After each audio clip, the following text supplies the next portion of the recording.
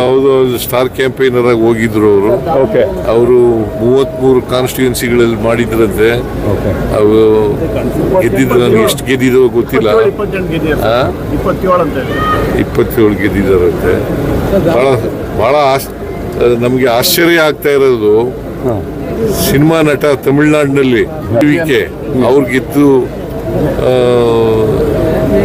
ಇಷ್ಟೊಂದು ಸೀಟ್ಗಳನ್ನ ತಗೊಳ್ತಾರೆ ಅಂತ ನಾವು ನಿರೀಕ್ಷೆ ಮಾಡಿರಲಿಲ್ಲ. ಬಟ್ ಅವ್ರು ಗೆದ್ದಿದ್ದಾರೆ. ಬಹಳ ಸಂತೋಷ, ಅವ್ರಿಗೆ ಒಳ್ಳೇದಾಗಲಿ ಅಂತ ನಾನು ಹಾರೈಸ್ತೇನೆ. ಇನ್ ಕರ್ನಾಟಕ 2 ಬೈ ಎಲೆಕ್ಷನ್ಸ್ಗಳಿದ್ದು, ಎರಡೂ ಕೂಡ ನಮ್ಮ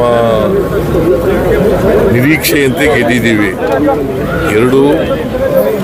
ಇದರರ್ಥ ನಮ್ಮ ಆಡಳಿತ ಜನ ಮೆಚ್ಕೊಂಡಿದ್ದಾರೆ. ಅದಕ್ಕೋಸ್ಕರವಾಗಿ ನಮಗೆ ಆಶೀರ್ವಾದವನ್ನ ಹಿಂದಿನ ಬೈ ಎಲೆಕ್ಷನ್ಗಳಲ್ಲೂ ಮಾಡೋದು, ಈ ಬೈ ಎಲೆಕ್ಷನ್ ಅಲ್ಲೂ ಮಾಡಿದ್ದಾರೆ.